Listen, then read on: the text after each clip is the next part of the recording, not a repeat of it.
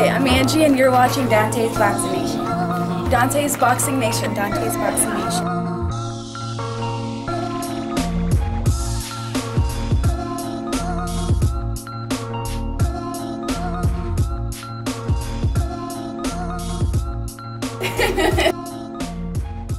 Dante's Boxing Nation, what's going on, guys?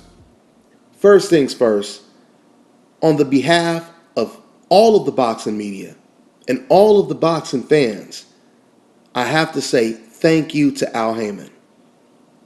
Because of Al Haymon, we are witnessing the biggest boxing year possibly of all time, right?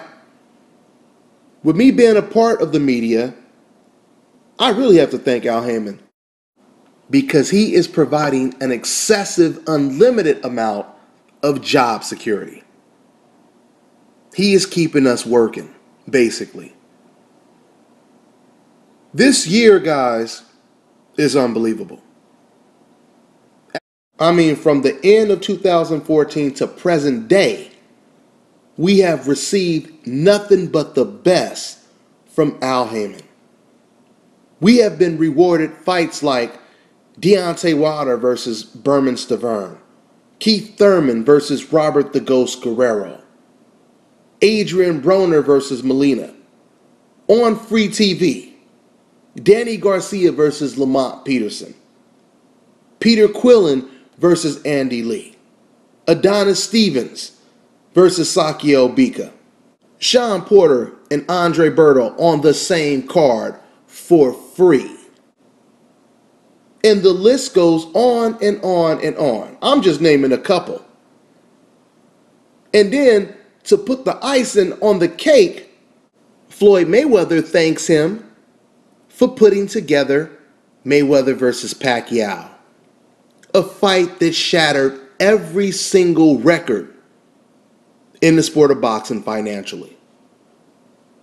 Pay-per-view numbers, 4.4 million buys, doubling the previous record. Now, I don't know if they have this award, but obviously, if they do have Promoter of the Year award, obviously, we know who's going to get it, right? I mean, how many promoters can say all of their fighters are happy and all of the fans are getting exactly what they asked for? Competitive fights, saving money to watch the fights. You don't even have to pay as much money as you had to before.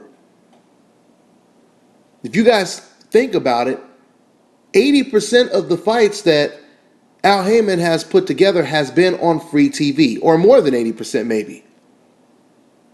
Eventually, we won't even have to spend the extra $20, $30 for subscriptions. HBO, Showtime, right? That's all thanks to Al Haymon. And now, after he's already done all this, and we're only in what, May? Now we find out he's putting together a vicious fight card. Adrian the Problem Broner versus Showtime Sean Porter. But it gets better. Guess who's going to most likely be on the undercard? Errol Spence, taking a big step up in competition, fighting against Roberto Garcia. And it's all on free TV. Unbelievable. Unbelievable. Let's go ahead and talk about this fight. Porter versus Broner. Now, I praise Al Haymon. Now I have to praise Adrian the Problem Broner for taking this fight. You have a lot of fighters out there who talk the talk but don't walk the walk. They claim they're the toughest. They claim they have more heart than any other fighter. But Adrian Broner is walking the walk right now. We all know how dangerous of an opponent Sean Porter is. Forget about the Kell Brook loss. Sean Porter is just as dangerous as he was before the Kell Brook loss. On top of that, we already know that Sean Porter has a style that is similar to Marcos Maidana's style. He's a pressure fighter. He's not as reckless, and he's more skilled than Maidana on top of all of that. Right? This is a very, very tough fight for Adrian Broner. Don't get me wrong, it's a tough fight for both of them, but I believe the natural consensus is Adrian Broner is the underdog. So for Adrian Broner to have so much on the line, it was only, 2-3 fights ago that he lost to Marcos Maidana. For him to get in the ring with someone who's better than Maidana, because Sean Porter is better than Maidana, you got to give Adrian Broner a lot of credit. You got to give him a lot of credit. And the more I talk about this, the more I'm just tripping, thinking about the fact that this fight is on free TV. Another thing about this whole free TV thing is the revenue and the views that these cards have been generating.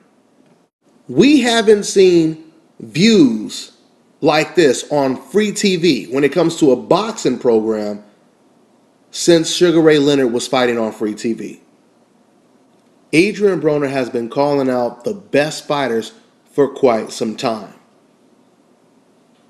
And finally, he gets one of those tough fighters in the ring. This is somewhat of a crossroads fight. Not to say that it's over for the loser, but when you think about the fact that Sean Porter lost to Kell Brook, Adrian Broner lost to Marcos Maidana, and then on top of all of that, this is a welterweight state title. We get to find out who is the best welterweight from Ohio, right? Man, there's a lot on the line when it comes to this fight, and those are the type of fights that we love to watch. I mean, guys, how crazy is it? Al Haymon is putting on more competitive, more significant fights than other promoters are putting on paid channels like HBO and Showtime. We have to pay to watch these fights, right? I mean, let's just look at the contrast for a second. Broner versus Porter.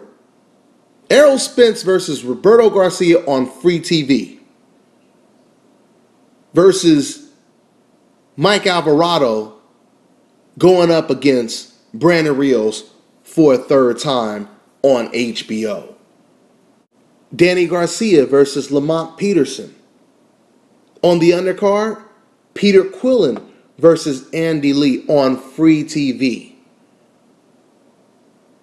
Canelo Alvarez versus James Kirkland. Now, great knockout. Very impressive knockout. One of the most vicious knockouts you'll probably see this year. But we're talking about significance. Which fight has more meaning? Which fight is more competitive on paper? Broner versus Porter or Canelo versus Kirkland? Which fight is more evenly matched? We already know the answer. And I just said Porter versus Broner, but even Danny Garcia versus Lamont Peterson, same difference. We already know the answer. And this is no jab at Canelo. Canelo did his job. He did what he was supposed to do. I'm only talking about promoters putting on the most competitive fights. Right? I believe both Adrian Broner and Sean Porter are really going to be tested in this fight, but I would probably have to say Broner is going to be tested even more. This is the type of fight that should bring out the best of both fighters. This is why, once again, this is such a great fight. But I would have to slightly lean towards Sean Porter. because he's so consistent when he works. You know, Adrian Broner, I mean, like I said, it's early right now, but I know Adrian Broner, he takes off rounds sometimes. But this fight may be different because Adrian Broner knows that he has to step his game up. So this is a very competitive fight, very competitive fight. I slightly lean towards Shawn Porter because he has such a great work ethic. You know, he has a style very similar to Tim Bradley, but I believe he's stronger and more natural at 147, meaning he's more of a natural welterweight. So this is interesting, man. Like, once again, man, you got to give Broner props because he just moved back down to 140, right? Adrian Broner seems like he's more of a 140-pounder than a welterweight. So for him to come back up to 147, even though it's going to be at a catch weight, I believe 145, that's pretty much still welterweight. So you got to give this man a lot of props. You know, we'll see, man. I can't wait to watch. Also, I'm really looking forward to seeing Errol Spence versus Roberto Garcia. I don't know if that fight is official yet, but oh man, these are once again the type of fights that you have to love as a boxing fan, because we get to see the transition from prospect to contender. You know, this fight is going to tell us how good Errol Spence really is, because we already know there are some very high expectations for Errol Spence. I'm talking about him being the next Mayweather. You know, these are the type of things that I'm hearing from boxers, trainers, boxing fans, etc. This is a perfect test for Errol Spence. And then he's going in the ring with an aggressive, pressure-type fighter. I believe Errol Spence is about to be the first man to knock out Roberto Garcia. And guys, Roberto Garcia is good. Roberto Garcia is a good fighter. Okay? If Errol Spence goes in here and knocks out Roberto Garcia, that would be extremely impressive. So I look forward to June. And for now, that's all I got. I'm on to the next one.